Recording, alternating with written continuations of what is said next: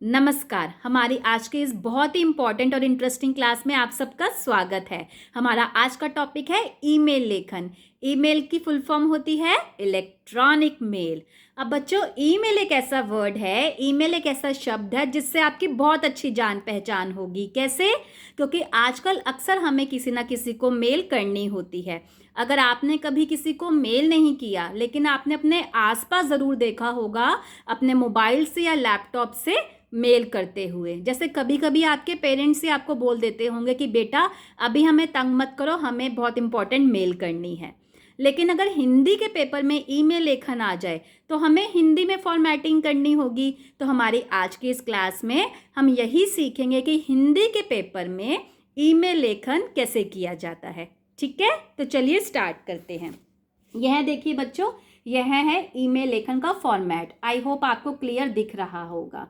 अब मैंने हिंदी के साथ कहीं कहीं इंग्लिश में भी लिख दिया है ताकि आपको समझने में आसानी रहे। एक बार स्टेप बाय स्टेप इसको सुन लीजिए, ध्यान से सीख लीजिए, इसके बाद आपको यह टॉपिक बहुत ईजी लगेगा। तो सबसे पहले ईमेल लेखन के लिए हमें लिखना होता है प्रेषक। इसे इंग्लिश में बोलते हैं from, sender of the mail, जो मेल कर रहा है। जैसे अगर मुझे किसी को मेल करनी है, मुझे किसी को मेल लिखनी है, तो मैं होंगी प्रेषक। ठीक है, प्रेषक लिखने के बाद आप एक काल्पनिक ईमेल आईडी दे दीजिए। जैसे मैंने लिखा है mno@gmail.com। मैं आपको यही सजेस्ट करूंगी कि अपना असली ईमेल आईडी पेपर में मत लिख कर आइएगा, कोई भी काल्पनिक ईमेल आईडी दे दीजिएगा।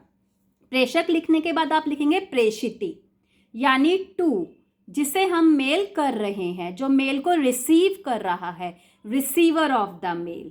अब पेपर में आपकी मर्जी है, आप इंग्लिश में फ्रॉम और टू लिख भी सकते हैं, नहीं भी लिख सकते। यह टोटली आप पे डिपेंड करता है, क्योंकि हिंदी का पेपर है तो आपको हिंदी में ज़रूर लिख कर आना है।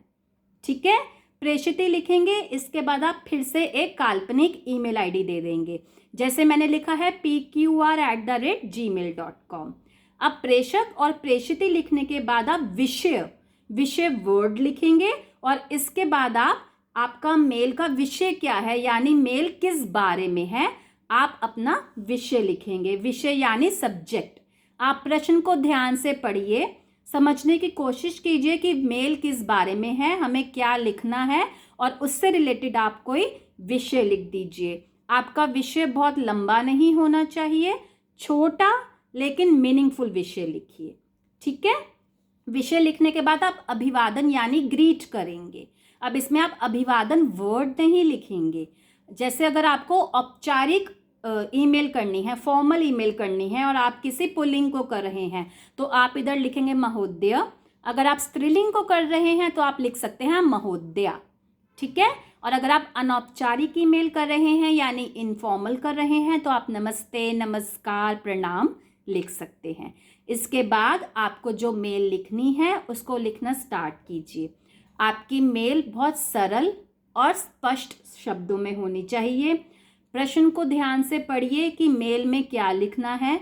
2 से 3 मिनट तक सोचिए, उसके बाद अपनी मेल लिखना स्टार्ट कीजिए। बच्चों, आप व्याकरण का बहुत ध्यान दीजिएगा कि आप पूर्ण विराम, अल्प विराम सब सही से चिन्ह लगा रहे हैं।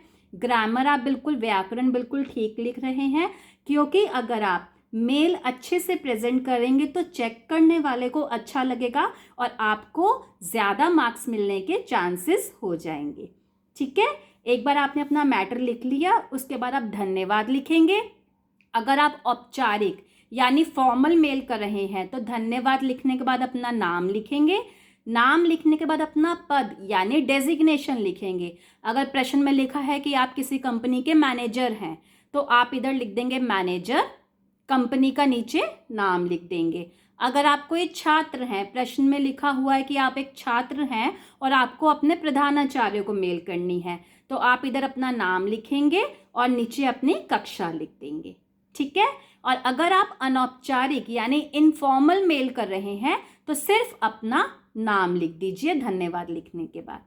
ठीक है, अब जब आपने ईमेल कर लिया पूरा, आपको लगा कि अब मेरा हो गया, इसके बाद आप इसको एक ऐसे बॉक्स में डाल दीजिए, एक बॉक्स बना दीजिए।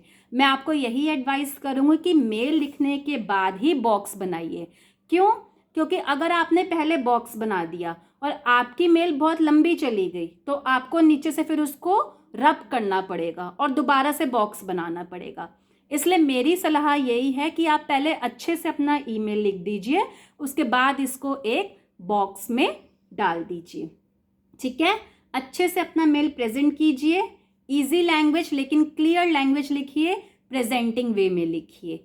बस यह हो गया आपका ईमेल लेखन। Best wishes for your exams.